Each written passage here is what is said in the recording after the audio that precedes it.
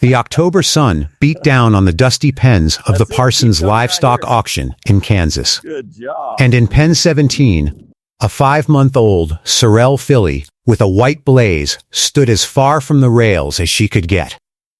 Her name was nothing, just Lot 41 on a piece of paper stapled to the gate. She had learned in her short life that when humans gathered and pointed and laughed, nothing good followed. So she stayed in the corner, her weight shifted off her bad leg, trying to be invisible. It never worked. Lord have mercy. Look at that club foot. A man in a black Seatson said, leaning on the rail twisted damn near backwards. Breeders should have put her down at birth. His companion agreed. Waste of feed keeping her this long. The filly's left front leg bent inward at a severe angle, the hoof so deformed she walked on its outer edge. Every step had hurt since the day she was born, when the mare who birthed her had taken one look at that twisted leg and refused to let her nurse. The breeder had his ranch hands bottle feed her until she was 3 months old before deciding she wasn't worth the effort. She'd spent the last 2 months in a back pen, ignored except when someone threw hay over the fence. The other fool had been handled, halter-reined, taught to trust humans. She'd been taught that she was a mistake.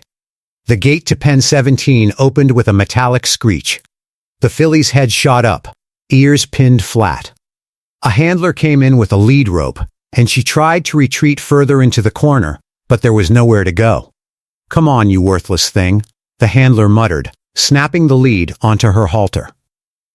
"Let's get this over with." He dragged her toward the auction ring. She fought every step, not because she was mean, but because she was terrified. The handler yanked harder, her bad leg buckled, and she nearly fell. Laughter erupted from the watching crowd. The auction ring was chaos. Bright lights, too many humans, the overwhelming smell of fear and sweat from the dozens of horses that had gone before her. The filly stood in the center, trembling, while the auctioneer's voice rattled off information she couldn't understand. Quarter horse filly, 5 months. Clubfoot, as you can see, sold as is. No guarantees. Who will give me $50 to start? Silence greeted him. The filly looked at the crowd of faces, all staring at her, none seeing anything but her twisted leg. 25. Come on, folks. She's still a horse. A man in the front raised one finger. Bored. Casual. The filly didn't know what that meant, but she felt something dark radiating from him. He smelled like death. Then, a voice came from the back. 50. The filly's ears swiveled toward the sound. A man stood near the rear of the auction house. Tall, weathered, with kind eyes that looked at her differently than everyone else. He didn't see a club foot. He saw her. 50. Thank you, sir. 60. The death smell man raised his finger again, annoyed now. 60. Do I hear 70? The kindy man nodded. This went back and forth 3 more times before the death smell man stood up and walked out. The filly felt something loosen in her chest. She didn't understand auctions or bidding, but she understood that the kindy man had just fought for her. No one had ever fought for her before. Loading into the trailer was terrifying. The filly had been trailered only once from the breeder's ranch to the auction. That ride had been cramped, dark, filled with the distress of other horses. But the kind-eyed man, she'd heard someone call him Cody, didn't force her. He stood at the base of the ramp, lead rope loose in his hand, and waited. "I know you're scared," he said quietly. "I know everything hurts, but I promise you're safe now. Nobody's going to hurt you anymore." The filly didn't understand the words, but she understood the tone. Gentle, patient. She took one hesitant step toward the ramp. The bad leg screamed in protest, but she pushed through the pain. "That's it. You're doing great. Another step, another." The ramp shifted under her uneven weight, and she froze, panic rising. But Cody just stood there, radiating calm, giving her time to find her courage. It took 30 minutes, but she finally stepped into the trailer. Cody rewarded her with gentle praise and closed the door carefully, not slamming it like the auction handlers had. The drive was long but smooth. The trailer was clean, filled with fresh hay. Through the slats, the filly could see mountains rising against the sky, bigger and more beautiful than anything she'd ever seen. The air smelled different here, cleaner, wilder. She was leaving behind the only place she'd ever known. But that place had been cruel. Maybe this new place would be different. Maybe. The Bowman Ranch sat in a valley between two ridges. And when Cody opened the trailer door, the filly's first breath of mountain air made her nostrils flare with interest. There were other horses here. She could hear them before she saw them. A deep nicker of greeting. The thunder of hooves on hard, packed earth.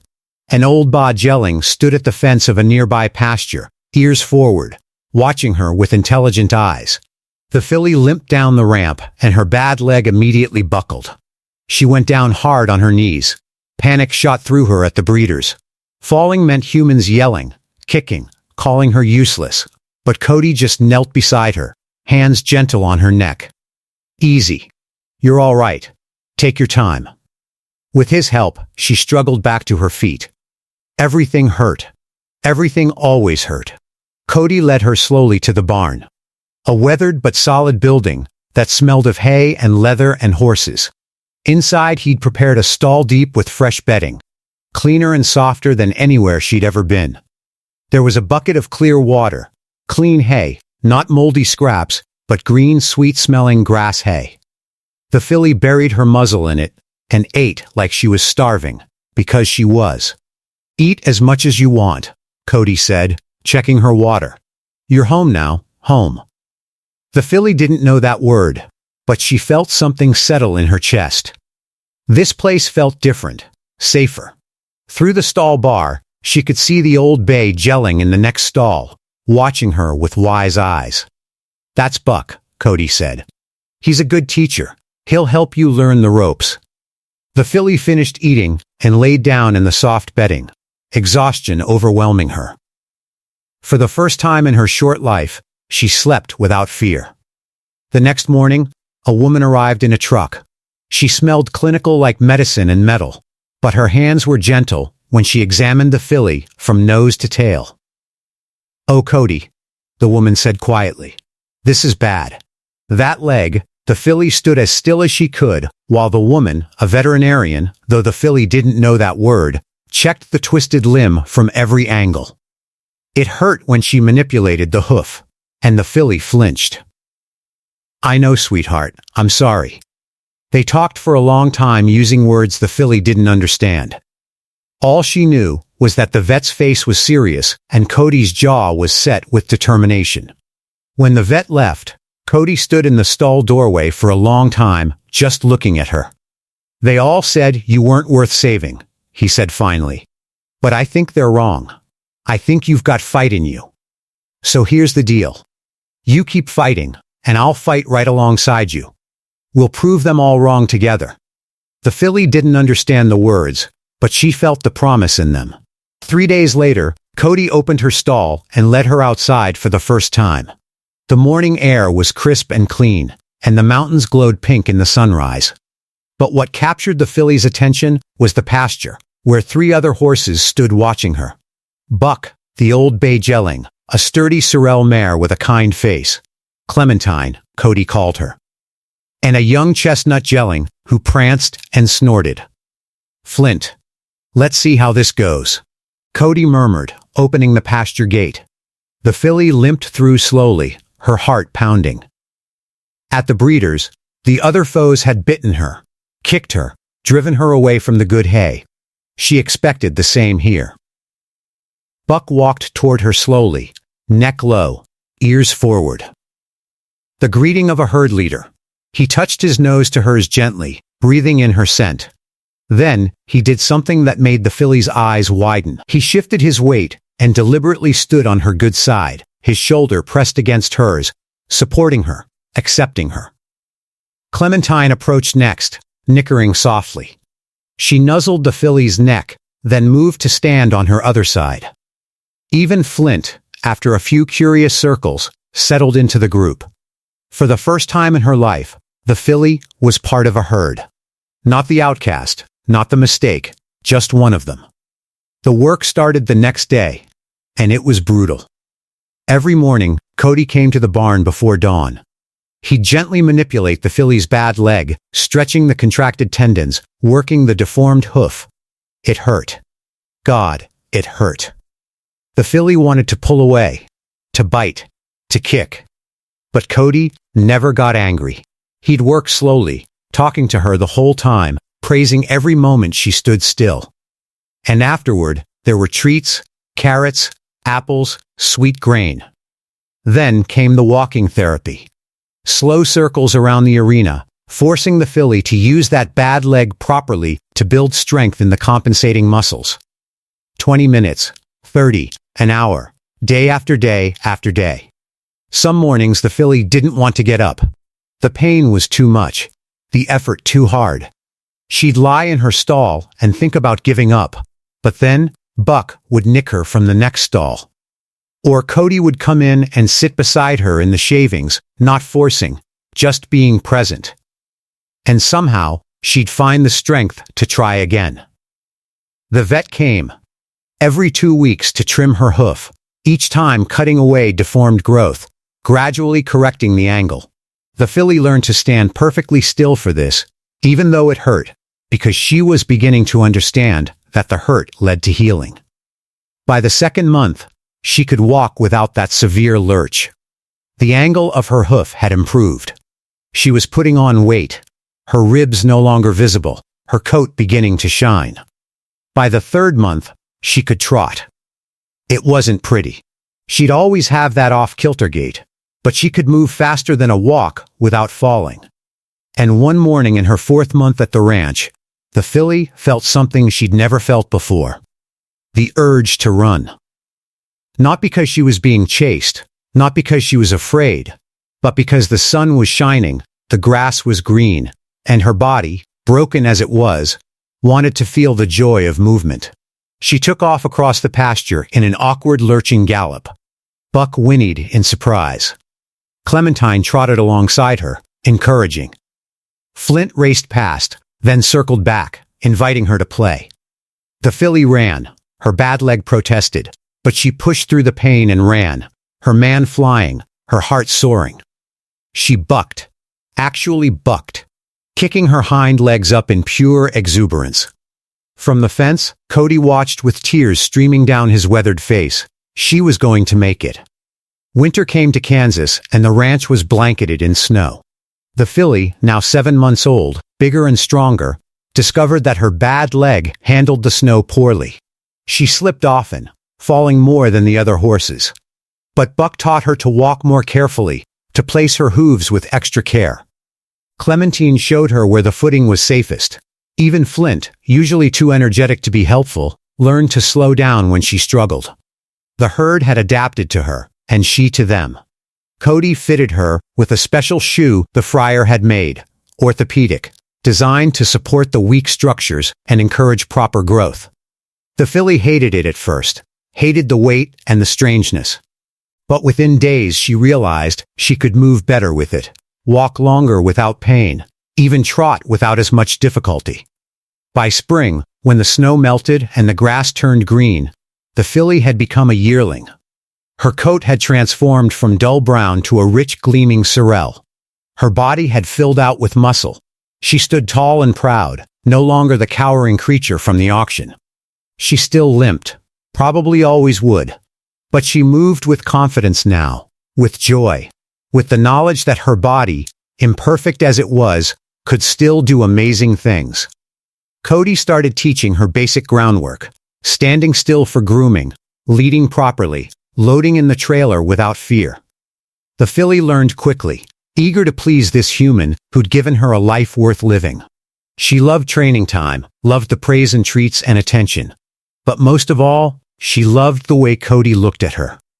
Not with pity or disappointment, but with pride. One afternoon, a truck pulled up to the ranch. A man got out and walked to the pasture where the filly was grazing with Buck. "That her?" the man asked Cody. "The club-footed F from the auction. That's her. I'll be damned. She looks incredible." "What are you calling her?" Cody smiled. "Haven't named her yet. Been waiting for her to tell me who she is." The filly lifted her head, ears forward, studying the stranger. She took a few steps toward the fence, that distinctive off-kilter gait, but moving with confidence. She stretched her neck out, sniffing the stranger's hand, then snorted and trotted away, bucking playfully. "She's got spirit," the stranger said, impressed. "Tell you what, I know a breeder who'd pay good money for her. Those are Hancock lines if I've ever seen them. Bad leg or not, she's worth something for breeding."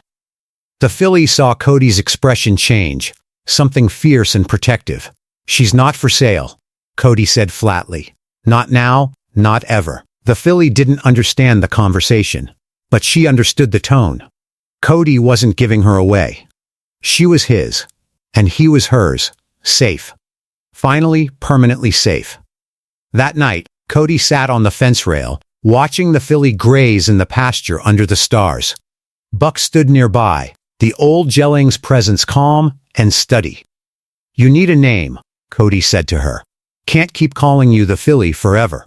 The filly walked over to him, her bad leg dragging slightly in the soft grass. She reached up and bumped his knee with her nose, asking for attention. Cody scratched behind her ears, her favorite spot. "You're the toughest thing I've ever seen," he said quietly. "Everyone said you were worthless, said you should be put down. But you fought every single day. You fought. You didn't give up. Even when I know you wanted to." The filly leaned into his touch, eyes half closed in contentment. "You're not just surviving anymore. You're thriving. You're showing everyone what real courage looks like." He paused. "How about Valor? That's what you've got. Valor." The filly. Valor lifted her head at the name. Something about it felt right. Felt like hers. "Valor it is." "Then," Cody said smiling, "welcome to the family officially." Life settled into a comfortable rhythm. Valor continued to grow and strengthen. By her second birthday, she stood 15 hands tall, her sorrel coat gleaming copper in the summer sun. Her white blaze distinctive and proud. She would never be a riding horse. Her leg couldn't support that kind of stress, but she didn't need to be. She had her place in the herd, had Cody's love, had a home where she was valued just for being herself. Then came the day that changed everything. It was late August, hot and dry. Valor was grazing with Buck and Clementine in the big pasture when she heard it, a sound that made every nerve in her body light up with alarm. Crying, a child crying. Valor's head shot up, ears swiveling toward the sound. It was coming from beyond the fence line, near the creek that ran along the eastern edge of the property. Buck heard it too. The old geeling moved toward the fence, nickering nervously, but he was too old, too arthritic to do much more than alert. Valor made a decision. She turned and canered toward the sound. Her bad leg protesting, but holding. At the fence, she didn't hesitate. She jumped. It wasn't a clean jump. Her bad leg clipped the top rail, and she landed hard on the other side, nearly going down, but she recovered and kept going. Following the sound of crying. At the creek, she found him. A little boy, maybe 6 years old, stuck in the middle of the rushing water. He'd been playing and slipped, and now he clung to a boulder, the current threatening to sweep him away. Valor didn't think, she just acted. She waded into the creek, the cold water shocking against her legs. The current was strong, pushing against her, and her bad leg made balance treacherous. But she kept going, step by careful step, until she reached the boy. He stared at her with terrified eyes. "Horse," he whimpered. Valor moved alongside him, positioning herself between the boy and the strongest part of the current. She stood solid as a rock, creating a breakwater with her body. "Help!" The boy screamed. "Somebody help!" His cries finally reached the neighboring ranch. Within minutes, adults came running. They splashed into the creek, using Valor's body as an anchor point, and pulled the boy to safety. Valor waited until they were all on the bank before turning carefully and making her own way out. Her bad leg was shaking with exhaustion, but she'd done it. She'd saved him. The boy's parents were from the neighboring ranch, the Harrisons. They'd moved in just last month, and Cody hadn't met them yet. But he met them that day when they brought their son, wrapped in blankets and crying with relief, to his door. "Your horse saved our boy," Mrs. Harrison sobbed. "She jumped the fence, went right into that creek, and stood there protecting him until we could get to him. I've never seen anything like it." Cody walked out to the pasture, where Valor stood, still dripping creek water, her bad legs swollen and sore. Buck stood beside her, nuzzling her neck in approval. "You crazy, beautiful girl," Cody whispered, running his hands over her to check for injuries. "You could have drowned that leg." Valor bumped his chest with her nose. She was tired and sore. But she was fine. More than fine. For the first time in her life, she'd been able to help someone else to be the strong one, the brave one. She'd been worth something. News spread fast in rural Kansas. Within days, everyone knew the story of the club-footed horse who'd saved the Harrison boy. People started stopping by the ranch just to see her, to take pictures, to bring her carrots and treats. A reporter from the local newspaper came out, then a regional magazine. They took photos of Valor standing proudly in the pasture, her bad leg visible but not defining her. They interviewed Cody about her rescue from the auction, her recovery, her heroism. The article's headline read, "Worthless No More. Club-footed horse proves her worth in creek rescue." But Cody knew the truth. Valor had never been worthless. Not at the auction. Not when she could barely walk. Not ever. Her worth wasn't determined by what she could do. It was intrinsic to who she was. The attention brought unexpected consequences. A therapeutic writing sent 3 counties over asking if they could bring some of their students to meet Valor. Kids with disabilities who'd been told they couldn't do things, couldn't achieve things. Cody hesitated. Valor wasn't used to crowds, to strange children. But something made him say yes. The first group arrived on a Saturday morning. 8 kids, ages 7 to 15, all with various physical challenges. Wheelchairs, prosthetic limbs, cerebral palsy, spinoipeda. Cody brought Valor to the arena, and the kids gathered at the fence, staring at this horse they'd heard about. "She's limping," one girl said, confused. "I thought she was a hero horse." "She is," Cody said. "Watch." He unclipped Valor's lead and let her free in the arena. She trotted around the perimeter. That distinctive off-kilter gait obvious to everyone. Then she broke into a canter, awkward but determined, and kicked up her heels in a playful buck. "She's running," a boy in a wheelchair exclaimed. "Even with her bad leg, she's running." "That's right," Cody said. Valor was born with a severe clubfoot.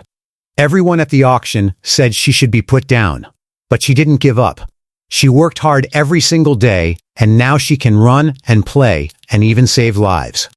She doesn't let her disability define her. The kids were transfixed. For the next hour, they took turns approaching Valor, petting her, talking to her. She stood patiently, seeming to understand that these children needed her gentleness. One girl with prosthetic legs stood at Valor's shoulder, her hand on the Mar's neck, crying quietly. "Nobody else gets it," she whispered to the horse. "They all say you're so brave, or you're so inspiring. But they don't understand what it's like to have everyone see what's wrong with you first. To have to work twice as hard just to do normal things." Valor turned her head and gently nuzzled the girl's shoulder. The girl wrapped her arms around the horse's neck and sobbed. Cody had to turn away, his own eyes burning. This was Valor's real purpose. Not to be ridden, not to win ribbons, not to make money, but to show others that different didn't mean less than. That worth wasn't measured in perfection. The visitors kept coming. More therapy programs, schools, 4 age groups. Valor became something of a local celebrity, and with that came offers. Breeding facilities wanted her confirmed bloodlines. Despite her club foot, she could still produce valuable foals. One breeder offered $80,000. A wealthy horse collector wanted her for his private menagerie of unusual horses, $120,000. A therapeutic center in Colorado wanted to buy her to be their permanent mascot and therapy horse, $160,000. Each offer was more than Cody made in 2 years of ranching. Each offer would change his life, secure his future, save the ranch from the constant financial pressure. Cody sat at his kitchen table, looking at the numbers, doing the math. It would be the sensible choice, the practical choice. Valor would have a good life in any of these places. She'd be cared for, valued, safe, but she wouldn't be home. He walked out to the pasture. Valor was grazing with Buck, Clementine, and Flint. The old gelding's arthritis had gotten worse. And lately, Valor had taken to standing beside him during the hot afternoons, her body providing shade for her aging friend. When she saw Cody, she lifted her head and nickered, that special sound she saved just for him. She limped over to the fence, eager for attention, for the treats he usually carried, for the simple pleasure of his company. Cody scratched her favorite spot behind her ears. "They want to buy you," he said quietly. "Offer you a fancy life somewhere else. And maybe I should let them. Maybe that would be what's best for you." Valor pushed her face into his chest, leaving horse slobber on his shirt. "But I can't," Cody continued, his voice breaking. "I can't let you go. You're not just a horse to me. You're your proof that the world can be better than it is. That something everyone throws away can become something extraordinary. You saved me just as much as I saved you." He wrapped his arms around her neck, and Valor stood perfectly still, letting him hold her. "So, no," he said finally. "You're staying right here where you belong." Valor was 5 years old when the documentary crew arrived. Someone had pitched a short film about her story to a streaming service, and they'd greenlit it. A small crew spent 3 weeks at the ranch, filming Valor's daily life, interviewing Cody, talking to the people she'd impacted. They filmed her in the pasture with her herd. Buck had passed away the previous winter peacefully in his sleep, and Valor had mourned him deeply, but she'd taken his place as the herd leader, and now she watched over Clementine, Flint, and 2 new rescues, with the same gentle authority Buck had once shown her. They filmed her therapy visits, now a regular occurrence. Dozens of children had met Valor over the years, and many of them wrote letters to Cody, telling him how she'd inspired them. One girl had started walking again after meeting Valor, determined to match the horse's courage.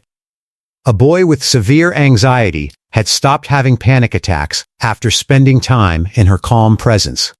They filmed the creek where Valor had saved the Harrison boy, little Brian, who was 9 now, and visited Valor every week, bringing her apples and telling her about his life.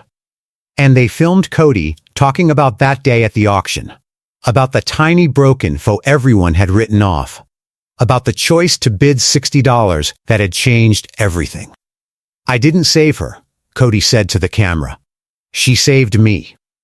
She saved everyone who meets her, because she's living proof that worth isn't about being perfect. It's about having the courage to keep going when everyone says you should quit." The documentary aired 6 months later. It won awards at film festivals, went viral online, was shown in schools and therapy centers across the country. But Valor didn't know about any of that. She only knew that she had her pasture, herd, and her human who loved her. She knew that children came to visit her and left smiling. She knew that her life, once measured as worthless at $75, had become something beautiful. On a crisp autumn morning, 7 years after the auction, Cody stood at the pasture fence watching Valor graze. She was 8 years old now, fully mature, still beautiful despite the permanent limp. A truck pulled up the driveway. Another visitor. These days, people came from across the country to meet Valor, to take photos, to let their special needs children brush her and tell her their fears. But this visitor was different. A young woman got out, maybe 25, walking with forearm crutches. She had the bearing of someone who'd fought hard for every step. "Mr. Bowman," she called. "I'm Rachel. I wrote to you about visiting Valor." Cody remembered the letter. This young woman had been in a car accident at 16, told she'd never walk again. She'd spent years in physical therapy, pushing through pain, refusing to give up. She'd written that Valor's story had inspired her through the darkest times. Of course. Come on, I'll introduce you. Cody called Valor over. The mare lifted her head, ears forward, and limped to the fence. When she saw Rachel, saw the crutches, the careful way she moved, something seemed to register in Valor's eyes. Recognition. Kinship. Rachel reached out with a shaking hand and touched Valor's nose. The horse leaned into the touch, gentle and understanding. I know it seems silly, Rachel said, tears streaming down her face, being inspired by a horse. But when I saw your documentary, when I saw her running in that pasture, even with her bad leg, I realized that if she could do it, so could I. She gave me permission to be imperfect and keep trying anyway. It's not silly at all, Cody said quietly. Rachel spent an hour with Valor, and when she finally left, she was smiling. Thank you, she said, for saving her, for giving the rest of us hope. After she drove away, Cody turned to Valor. You know what you are? He said. You're proof. Proof that the auction house was wrong.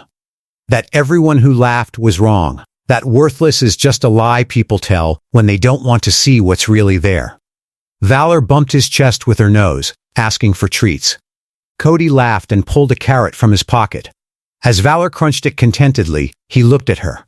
Really looked at her, at the powerful body, the gleaming coat, the intelligent eyes, at the off-kilter stance, the permanent reminder of where she'd started. She was perfect. Not despite her club foot, but including it. Everything she was, everything she'd overcome, everything she'd become, it all mattered. It all had value. The auction house had called her worthless at $75. They were wrong about everything. If Valor's journey moved you, please subscribe to my channel, Stories for Horseback, and turn on notifications so you never miss an inspiring story. Every single day, we bring you powerful stories of horses who beat impossible odds, who proved the doubters wrong, and who showed the world what true courage really looks like. Share this video with someone who needs to hear Valor's message, that being different never means being less, that struggles don't define who we are, and that every life carries a special worth just waiting to shine. And before you go, comment below and tell us which country you're watching from. We'd love to know where our Stories for Horseback family is around the world. Thank you for watching, for caring, and for believing in second chances. Until next time, keep your heart open to the underdog, because they just might change your world.